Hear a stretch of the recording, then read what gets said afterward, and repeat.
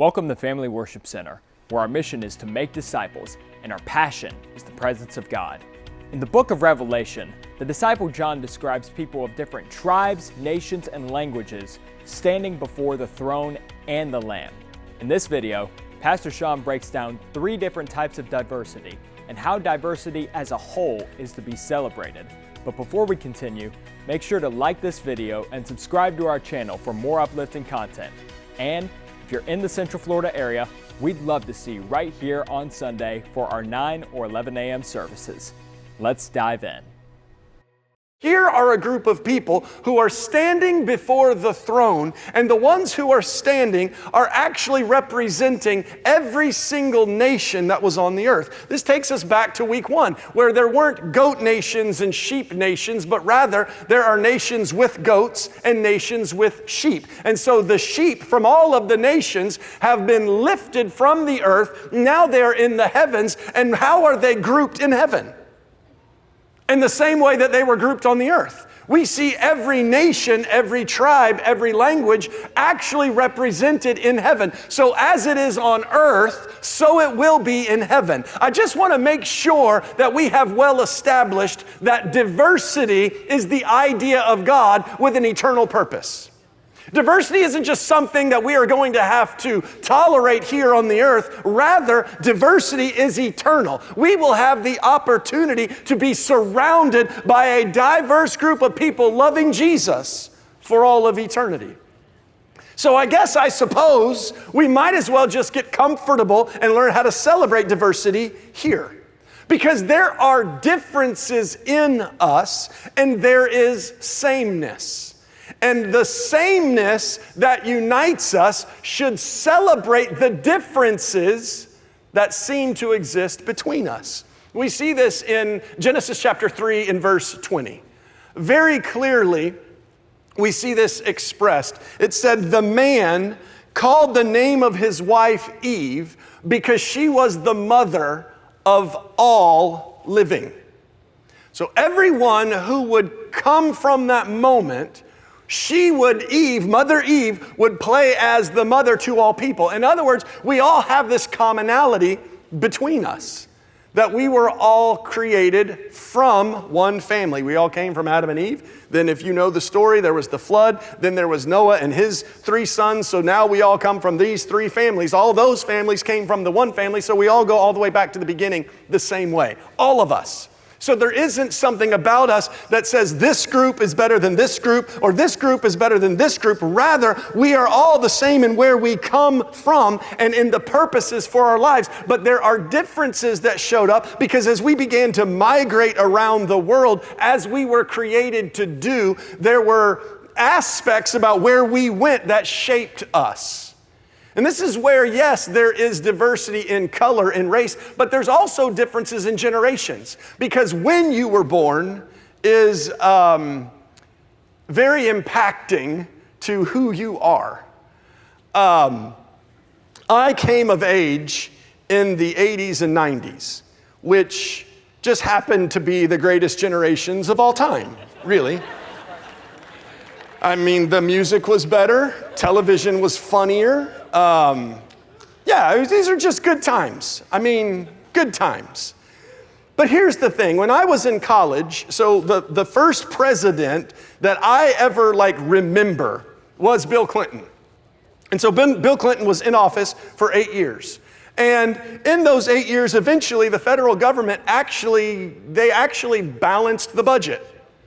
Now, some of you who are younger than me, in your lifetime, you've never seen a federal balanced budget. You have no idea what it's like for the government to only spend what the government takes in. But those of us that had a good time in the 80s and 90s, we know what that's like. So when I was graduating from college, things were very different for me than when some of you were graduating from college a year ago, or 5 years ago, or 10 years ago. There was a different optimism in the country then than there is today. And so sometimes when one generation hangs around another generation, it's a little bit confusing. I'll be really honest. When I'm around people who are older than me, I don't really understand them. When I'm around people who are younger than me, I don't really understand them. I do my best to ask questions and to be aware and to learn so that I can honor and respect the differences. But if I don't do that, there's no way for me to understand what someone is saying, because we were born in very different times. Like I didn't have to, as a teenager, I didn't have to worry about somebody taking a picture of me doing something stupid and posting it. I never lived with that fear. I never had that sense of, oh my goodness, what are they going to think? You don't care. Like you can watch old movies. You can look at pictures from kids like in the 90s just out there riding their bikes, like living. You didn't think about what other people thought about what you were doing. You didn't care. Jump curbs, like it was awesome. People's mailboxes, just nobody took a picture of that. It came back, you tore down their mailbox. How do you know? Yeah, some of you have no idea what it's like to live without fear. But we wonder sometimes when we talk to a generation that was raised with a cell phone in their pocket, what are you so afraid of? They're afraid of this crazy world that they grew up in, where people are always just looking to catch them doing something that they can post and shame somebody. If you're younger, if you're older, you don't understand what they go through unless you sit down and ask them, where you seek to understand. So there's diversity in color, but there's also diversity in age. And when we recognize our differences are God's idea, then rather than seeking to complain and criticize the differences, we will embrace and celebrate the differences, because they actually all shape us and make us better. I used to love going to car shows when I was a kid. My dad would take me to a car show once a year over at Tampa Convention Center. And, it's fun to look at new cars, but these are like exotic cars. Like you could go look at a new Hyundai on Memorial Boulevard, and that might be cool. Or you could go to the Tampa Convention Center and look at Ferraris and Lamborghini, these like exotic cars. And so as you're walking through and you're looking at these, one of the things you notice is this brand is very different than this brand. This might have sharp lines and this might have more rounded lines. It's just very different. You sit in the interiors and they're just very different, but they're also different colors. And it's not like you might like one color more than another color, but it's not like one color's better than another color. And you appreciate all of the colors, and you appreciate all of the shapes, and you appreciate the brandedness. Why? Because it's diverse. If you walked in there and it just looked like a fleet vehicle, it's just a whole bunch of white Porsches, you'd see one or two and be like, oh, okay. Those are cool, but now there's 500 more white Porsches. Who cares? I'm the only person that cares about cars in this room. No, diversity is to be celebrated. It's enjoyable. And so when we look at this picture of heaven where diversity is on display from every single nation, it forces us to want to embrace diversity on this side of heaven. One of the other things that we have to deal with when we talk about diversity is economic diversity. There are people who just have more than other people. There are people who have less than other people. If you were raised in a condition where you had less than somebody who had more, when you're 18 or 19, you aren't starting in the same spot where they started at 18 or 19. Like take me for instance. I can pick on myself. My parents were wealthy. So I was raised in a wealthy home. That means my bicycles were always nicer than the kids' bicycles down the road, and I didn't do anything to deserve it. I was just lucky. Just happened to have parents who had more than someone else's parents. Well, here's the thing. If I then turn around 20 at 30 and say, I don't know about you just got to get out there and work. My dad worked my tail off. I still had more stuff. Like, I can't say that I'm better than somebody because I was born with more. So what I have to understand is there a way for somebody that didn't have what I have? Can we help them have more to get started? That's not an unreasonable idea. We actually see this care for the poor from the Old Testament to the New Testament. Let me just say this. I'm not going to talk about raising your taxes. Everybody relax. Anytime you start talking about diversity and poverty and helping people, everybody's like hanging on to their wallet. We're just talking about an idea that the gospel promotes of helping people. Could we not at least agree on that? So if we go back to the Old Testament, they would have these farmers that would have crops, and God told them, you harvest your crops in a circle, and you don't touch the corners, because the person that doesn't have as much as you do, they can come take what they need from the corner. Like, the idea of helping somebody who doesn't have enough is God's idea. It's not a government idea. It's not a Democrat idea or a Republican idea. It's God's idea. And so when we get, oh, okay, I see it here, and then we stretch into the new covenant, and all these people were saying yes to Jesus, and as they said yes to Jesus, there were people, family members, who said no to them. That means they were cut off from inheritances, they were cut off from family wealth, some of them had nothing, and so the people in the church who had more, they would take from their surplus lands and stuff, and they would sell it, and they would put it into the church, so the church could distribute to people who didn't have enough to get them back on their feet. Why? Because the church cared for each other. There was always this sense from the old covenant to the new covenant that people were made in the image of God, and if we could help, we should help. It's said like this in Amos chapter 5 and verse 23.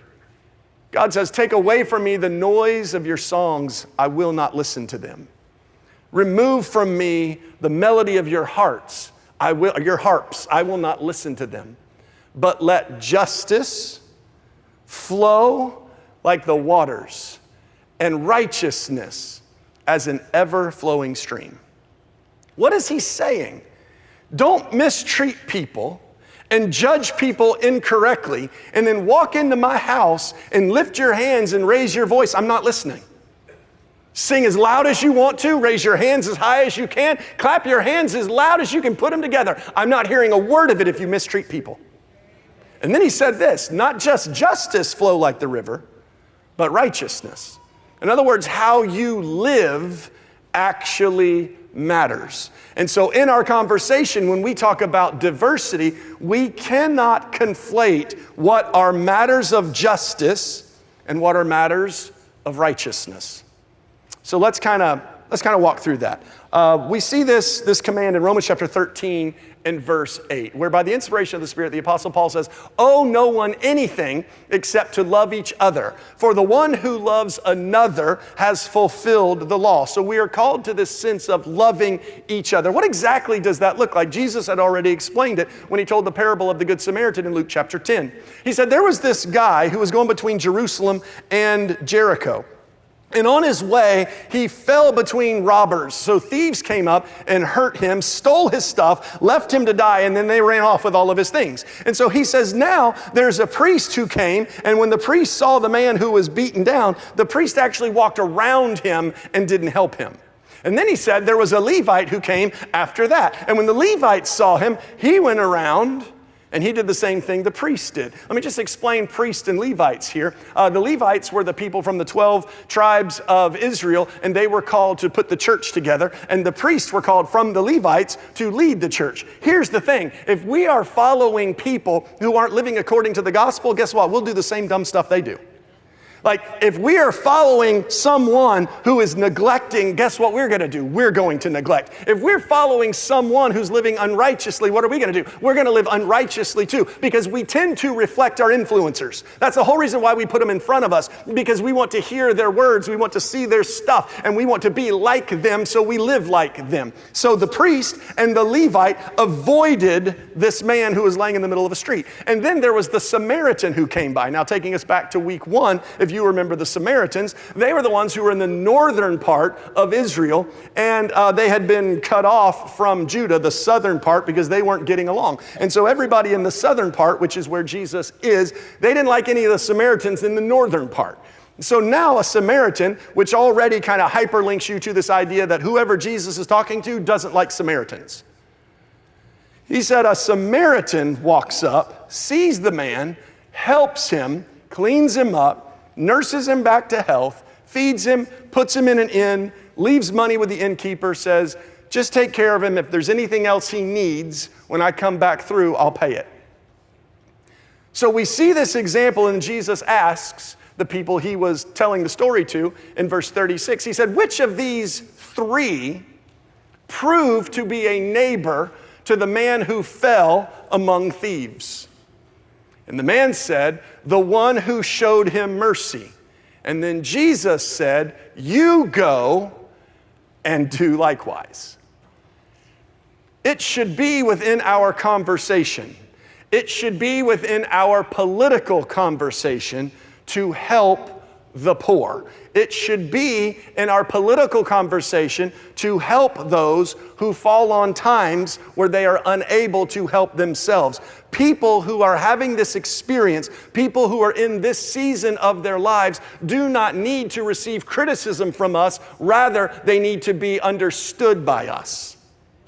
It is our responsibility to demonstrate the love of God when we have opportunity, not just in sharing what we have, but also in our conversation, where we support ideas that stand for helping people.